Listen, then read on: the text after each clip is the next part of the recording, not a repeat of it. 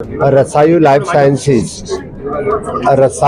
Sciences या लॅबच्या नवीन वास्तूच्या उक्तावणाला मी या ठिकाणी मुद्दामून आलो होतो. डॉक्टर योगेश बेंडाळे आणि डॉक्टर विनीता बेंडाळे गेली 30 वर्ष आयुर्वेद रिसर्च सेक्टरमध्ये काम करतात. रसायू लाईफ सायन्स या लॅबच्या नावाने नवीन मेडिसिन्स, ज्याला मी म्हणजे पेशंट सेंट्रिक मेडिसिन्स किंवा एकलद्रव्य चिकित्सा त्या आयुर्वेदाने ज्याला म्हटले जातात, ती स्वतः मेडिसिन रिसर्च बेस्ड मेडिसिन्स देण्याचा त्यांचा उपक्रम गेली 30 वर्ष या ठिकाणी आहेत. त्याला मी खूप खूप शुभेच्छा देतो. ह्या कार्यक्रमाला खास करून माझ्याबरोबर खासदार मेधाताई कुलकर्णी याही या ठिकाणी होत्या. पूर्णतः रसायू लॅबच्या पूर्ण टीमला मी शुभेच्छा व्यक्त करतो. आणि डॉक्टर योगेश बेंडाळे यांचं चाललेलं हे पुण्यातील गेली 30 वर्षाचं काम अजूनही यापुढे म्हणजे आयुर्वेद क्षेत्रामध्ये आणि रिसर्च सेक्टरमध्ये त्याला खूप म्हणजे चांगल्या पद्धतीने नवीन मेडिसिन्स नवीन सेक्टरमध्ये ते रिसर्च करतील ह्याची मला खात्री आहे. त्यांचं काम म्हणजे जसं आपण म्हणतो आहे की in foreign countries, specially in the America, England या ठिकाणी त्यांचे पब्लिश झालेले रिसर्च पेपर हेही तेवढेच महत्त्वाचे आहे. आणि विशेष काम हे कॅन्सर सेक्टरमध्ये आहे. वेगवेगळ्या कॅन्सरांच्यावरती ते रिसर्च पेपर त्याने देशामध्ये आणि देशाच्या बाहेरही त्याने सबमिट केलेला आहे. मी नक्कीच त्यांना या कामासाठी खूप शुभेच्छा व्यक्त करतो. आणि या लॅबचा फायदा not only for the Maharashtra but in long run देशातील कितीतरी वेगवेगळ्या रुग्णांसाठी होईल. रसायू लाईफ सायन्सने रिसर्च करून लॉन्च केलेल्या मेडिसिन्सचा फायदा लोकांना होईल याची मी खात्री बाळगतो. गेल्या काही वर्षांमध्ये संशोधन खूप वाढतंय, तंत्रज्ञानाचा पण अंतर्भाव होतोय. त्यामुळे आयुर्वेद एक समृद्ध शास्त्र होतंय आणि त्यासाठी काही धोरणात्मक पावलं देखील केंद्र आणि राज्य सरकारकडनं पण उचलली जात आहे. या सगळ्याचा भविष्यामध्ये कसा उपयोग होऊ शकतो? डेफिनेटली गेली अगोदर 60 वर्ष आयुर्वेदाला पूर्ण दुर्लक्षित केलं होतं.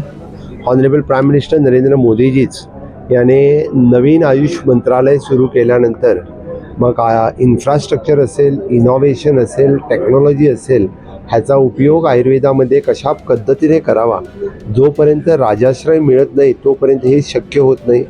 तो 2014पासून शक्य झालं. म्हणून म्हणजे छोट्या लेवलवरती नाही तर खूप मोठ्या लेवलवरती पूर्णतः भारतामध्ये म्हणजे इन्फ्रास्ट्रक्चर ही आयुर्वेदासाठी खूप मोठ्या प्रमाणामध्ये बदल झाला. इंटरनॅशनल योगा डे सारखा इंटरनॅशनल योगा डे सुरू झाला आणि 180 कंट्रीमध्ये योगा सुरू झाल्यानंतर ऑटोमॅटिकली आयुर्वेदी त्या देशामध्ये पोचला.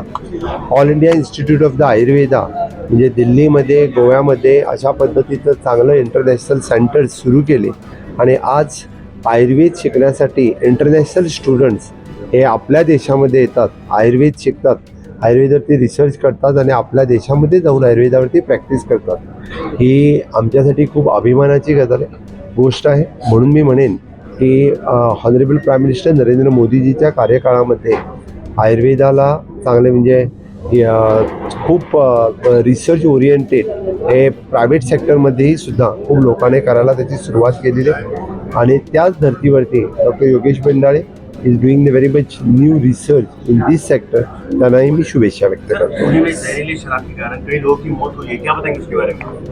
आप पुणे में हो, कल 2 दिन से ये घटना पुणे में घटी है. बहुत से लोग इस जहरीली शराब के कारण मर चुके हैं. 85 लोकांचं मृत्यू. मी फक्त यावरती एवढंच सांगेन की महाराष्ट्र गव्हर्नमेंट म्हणजे याच्यावरती इन्व्हेस्टिगेट करत असेल, बट म्हणजे एक्साईज डिपार्टमेंट या ठिकाणचं चांगल्या पद्धतीने अशा कुठं मॅन्युफॅक्चर होत असेल याचा शोध लावेल. त्याच्यावरती म्हणजे जे काही कडक ॲक्शन घ्यायला पाहिजे ती घेईल. पण खरं म्हणजे तर पूर्णतः म्हणजे एक्साईज डिपार्टमेंटने ह्याच्यावरती कंट्रोल घेऊन अशा पद्धतीचे जर कुठं करत असेल तर ते बंद करणं गरजेचं आहे आणि त्याच्यावरती ॲक्शन घेणं गरजेचं आहे. थँक्यू. डेफिनेटली मी गोव्यामध्ये अशा पद्धतीने कुठल्याही म्हणजे इलिगल फॉर शराब तयार करण्यासाठी प्रमोट कधी करत नाही आहे. We are taking the strictly actions against this type of illegal things in the Goa.